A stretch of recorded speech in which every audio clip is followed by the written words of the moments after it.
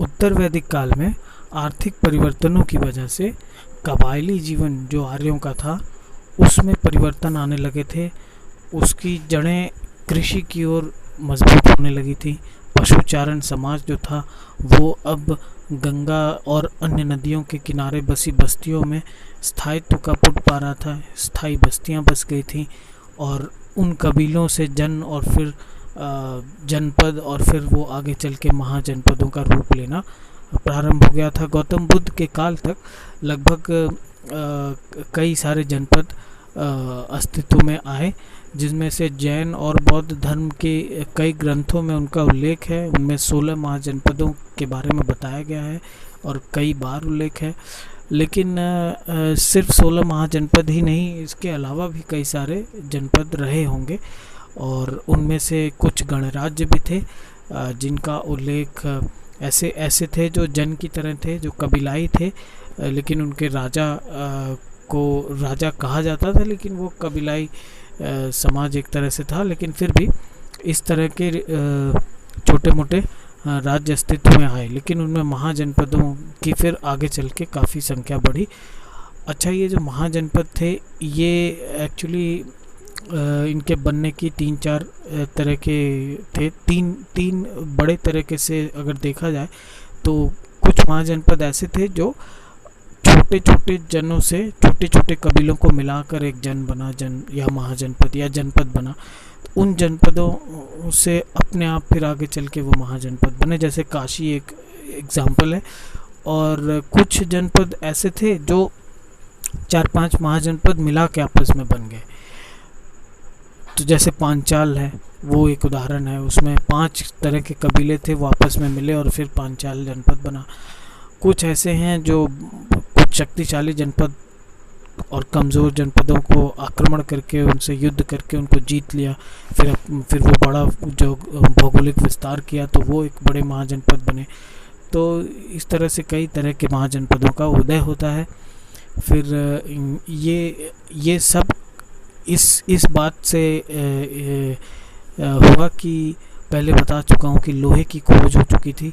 लोहे का बहुत भारी मात्रा में उपयोग हो रहा था कृषि में भी, और कई तरीके से टूल्स यूज़ हो रहे थे, उसके हथियारों में भी यूज़ हो रहा था, जंगलों को साफ़ करने के लिए यूज़ हो रहा था।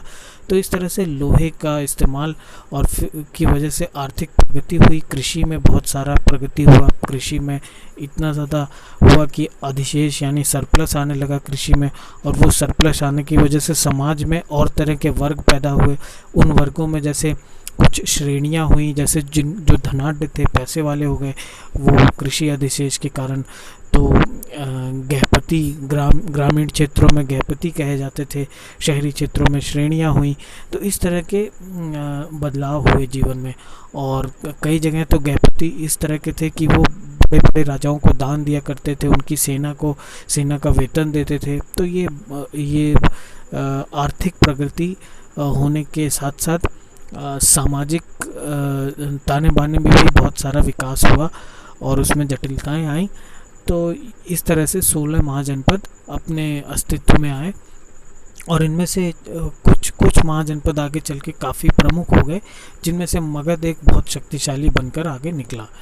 तो उस मगध की जो स्टोरी है वो आगे चलती है, और फिर इस तरह से मौर्य और गुप्त वंश आते हैं। उससे पहले 3-4 अलग अलग साम्राज्य आते हैं। बृहद्रथ हो गया, हर्यंक हो गया, शिशुनाग, नंद, इस तरह से कई छोटे मोटे वो भी आते हैं। और फिर उसके बाद आपका मगध साम्राज्य में मौर्यों का अस्तित्व आता है। ये हम देखेंगे अभी। Okay, thank you. उत्तर वैदिक काल में जिन कबीलाई क्षेत्रों का ट्रांसफॉर्मेशन हुआ जनपदों में, वो 6th सेंचुरी BC में वो पूरी तरह उसका पूर्ण विकास, मतलब फुल डेवलपमेंट देखने को मिलता है। और इसका उल्लेख 16 महाजनपदों के रूप में जैन और बौद्ध ग्रंथों में मिलता है। जैन ग्रंथ जो है भगवती सूत्र, उसमें 16 महाजनपदों का उल्लेख है। और अंगुत्तर निकाय जो है बौद्ध ग्रंथ, उसमें भी ये सूची मिलती है।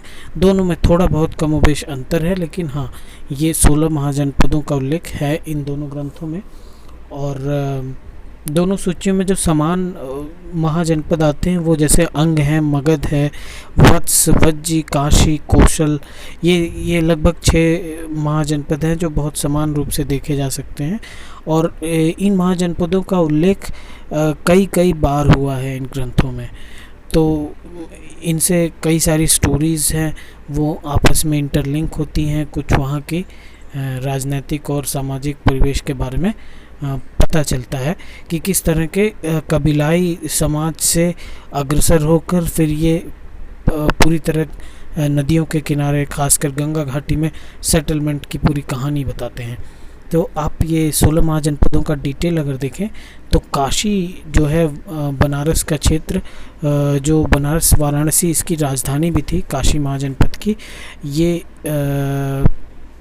इसने कौशल नरेश से काफ़ी इसका युद्ध रहा है काशी, एक्चुअली कौशल से, लेकिन कभी कौशल जीतता था कभी काशी, लेकिन अंततः गत्वा बुद्ध के काल में ये कौशल की विजय रही है और काशी का काफ़ी पतन हुआ है।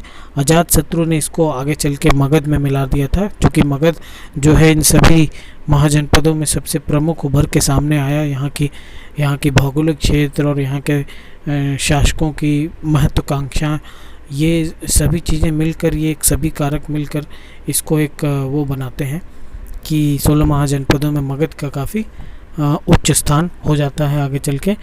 अगर हम अगला देखें तो ये मगध ही है। पटना का क्षेत्र है इस समय वर्तमान में। आप जो पटना देखते हैं, ये मैंने जो इसमें दिया है, इसमें ब्रैकेट में जो है वो वर्तमान क्षेत्र है और जो रेड पेन से है वो आपका उस समय के नाम का उल्लेख है। हाँ, और ये आगे इसकी थोड़ी मोड़ी डिटेल्स हैं। तो ये पटना का क्षेत्र, राजगृह इसकी राजधानी थी और ये उस समय का सबसे शक्तिशाली राज्य था। साम्राज्यवाद की प्रक्रिया उस टाइम पे बहुत चली थी। छोटे छोटे जनपदों को मिला के आपस में युद्ध से या वैवाहिक संबंधों से ज़्यादा होता था, तो उनसे मिला के बड़े राज्य बनते थे, वही महाजनपद का रूप लेते थे। वत्स एक अगला देखते हैं। ये जो कौशाम्बी, इलाहाबाद और बांदा के वर्तमान बांदा के क्षेत्र हैं, इनको मिलाकर ये पूरा वत्स जो राज्य था, महाजनपद था, इसमें उदयन का उल्लेख है जो कि बुद्ध के समकालीन थे।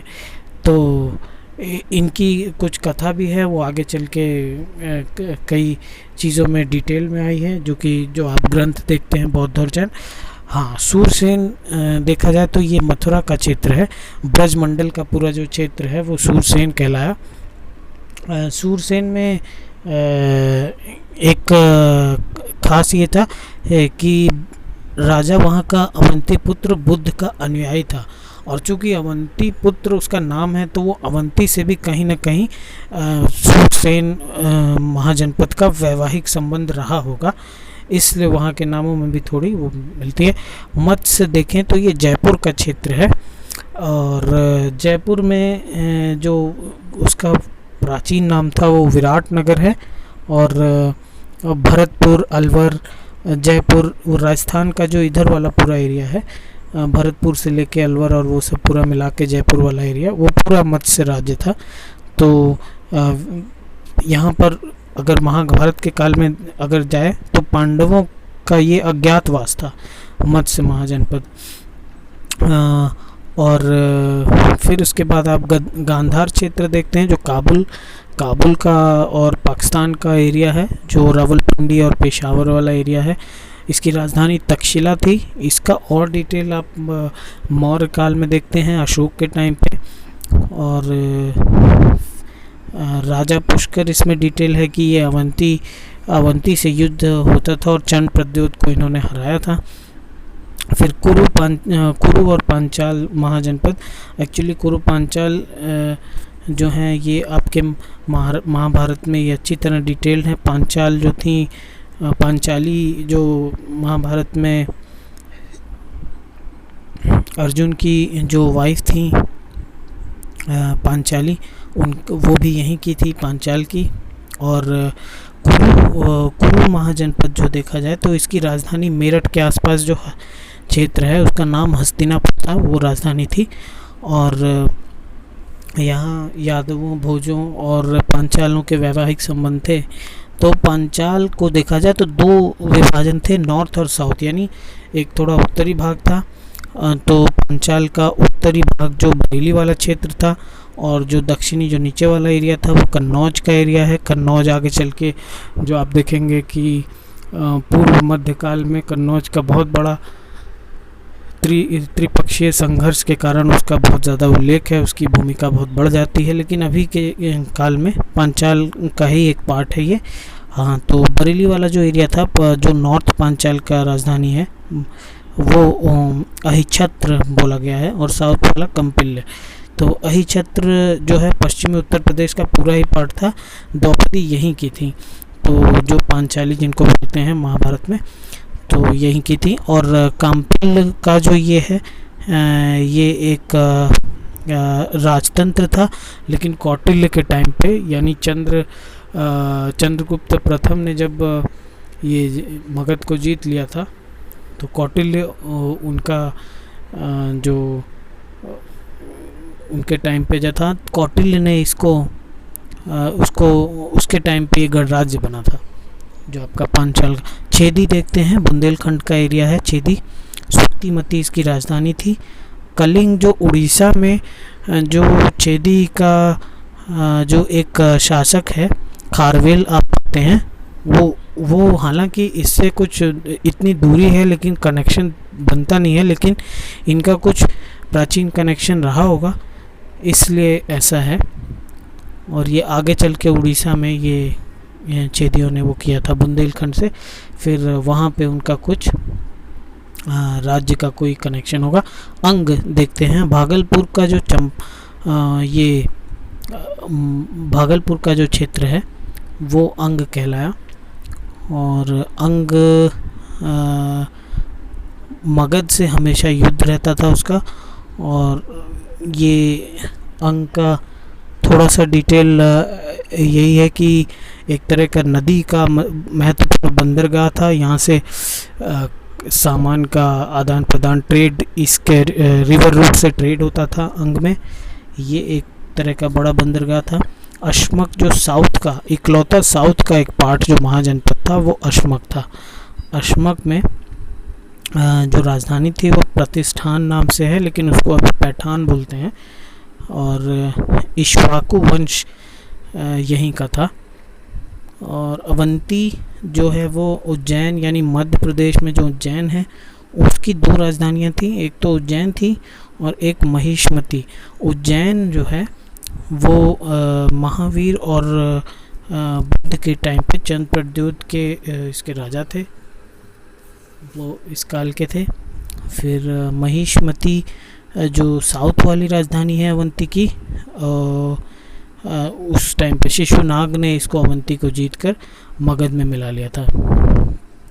ठीक है, कंबोज देखते हैं, ये कश्मीर का एक पार्ट है।